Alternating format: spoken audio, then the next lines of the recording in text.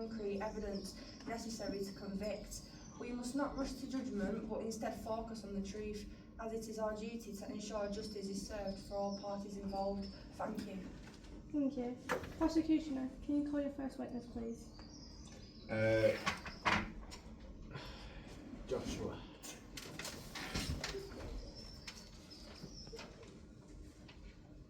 I, Joshua Rosenberg of 27 Old Gloucester Road, make the following statement regarding the events surrounding the disappearance and murder of Millie Dowler.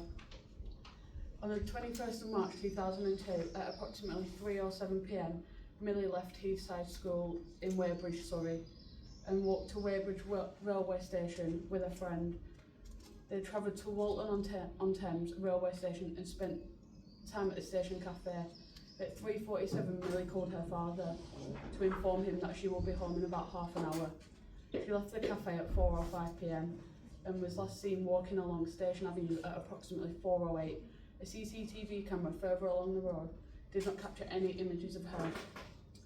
A red Daewoo Nexia, registered to Levi Bedfield's partner, was seen on CCTV at 4:32 p.m, driving past the same location. Levi Bedfield resided in a flat on Collingwood Place, just yards from where Millie was last seen. On the day of her disappearance, he left the flat and returned wearing different clothes. He subsequently moved out of the flat the following day. On the 18th of September 2002, Millie's remains were discovered in Yateley Heat Woods, Hampshire. Due to decomposition, the cause of death could not be determined. None of her personal belongings were recovered. During the investigation, it was revealed that Belfield had a history of violent offences against young women. He was previously convicted of the murders of Marsha McDonnell and Amelia Delagrange and the attempted murder of Kate Sheedy. In January 2016, Belfield confessed to the abduction, rape and murder of Millie Dowler, providing a detailed account of events. This statement is true to the best of my knowledge and belief. The defence may cross-examine the witness. Witness, please stand back up.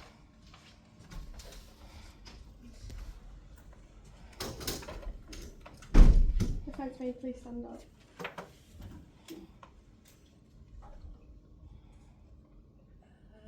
Wait, I forgot what I was going to say. It's okay. I don't know, I forgot. It's fine, we can cut bits out. To be honest, I have nothing. The witness now. Are you sure that it was wearing what he was wearing on that same day? Yeah, as on the CCTV, it shows. Does it have the date of the CCTV when it was shown? Yeah. What if it maybe was a bit of a misplacing? Well, if it was a bit of a misplacing, then we're not entirely sure what he wore on that day. If it was like the wrong CCTV image that has been like shown. How would you know that he had a connection with Millie Dowler?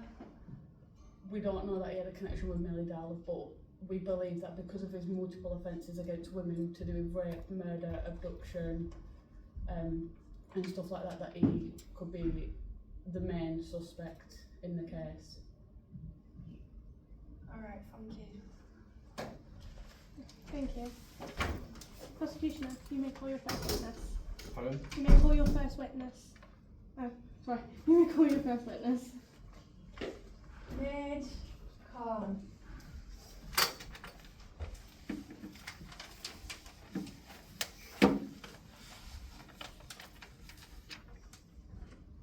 I, Junaid Khan of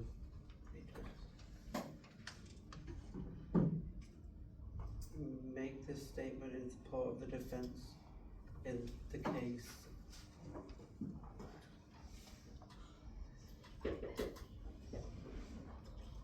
of Levi Belfield. I understand that this statement will be used in court, and I am willing to attend court if to give evidence if required. I have known Levi Belfield for years now, and I have come to know him as a kind and trustworthy person.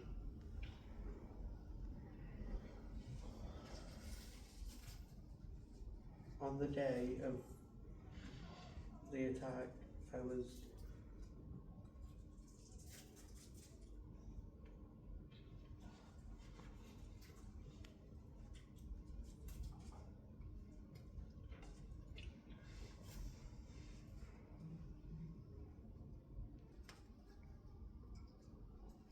on the day of the attack, I was walking to the shops at approximately 12 p.m. and I saw Levi Belfield walking on the opposite side of the road.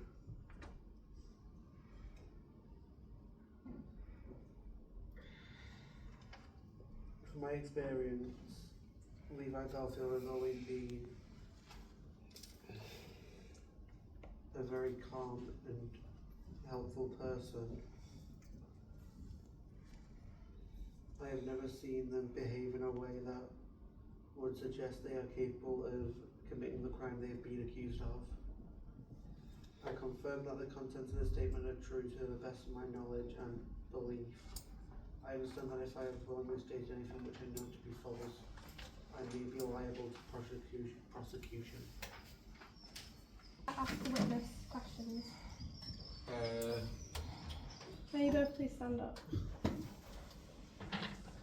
Are you sure that you saw Levi while he was walking down the street to the shops? I'm certain. Do you know what he was wearing? He was wearing a white shirt and some jeans. White shirt and some jeans.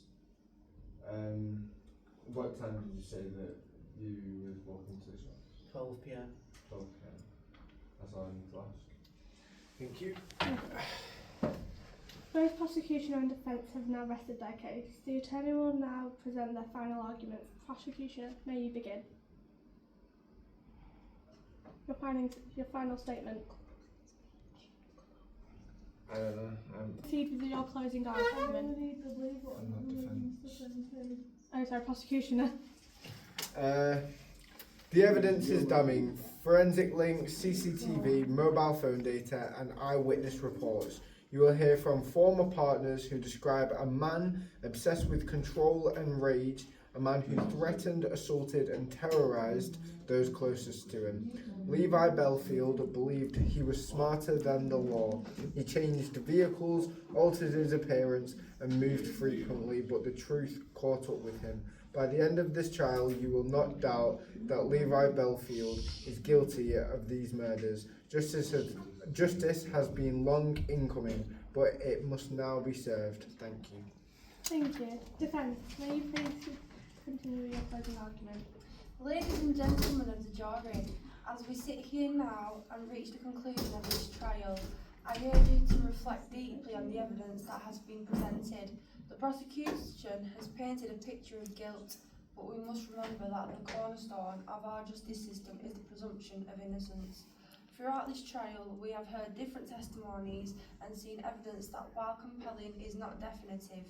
There are inconsistencies in witness statements, and the forensic evidence does not conclusively tie my client, Mr. Levi Belfield, to the crime.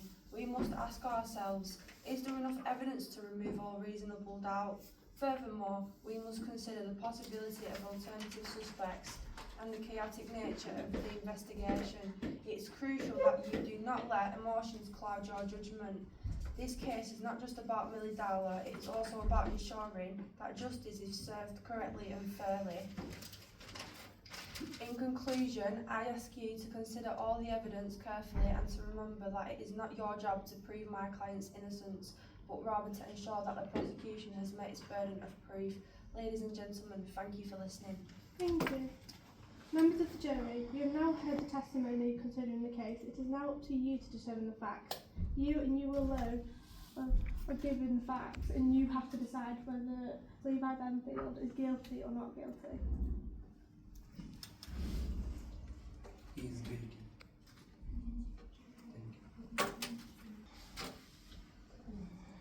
You have heard the testimonies considered today. It is your decision now whether to find the defendant, Levi Belfield, guilty or not guilty. I found him guilty. Thank you. May you please sit down. Miss Levi Belfield, may you please rise. today have been, we as the court have decided that your sentence will be life imprisonment without the possibility of parole. Do you accept this? I accept. Will you please sit down? Thank you.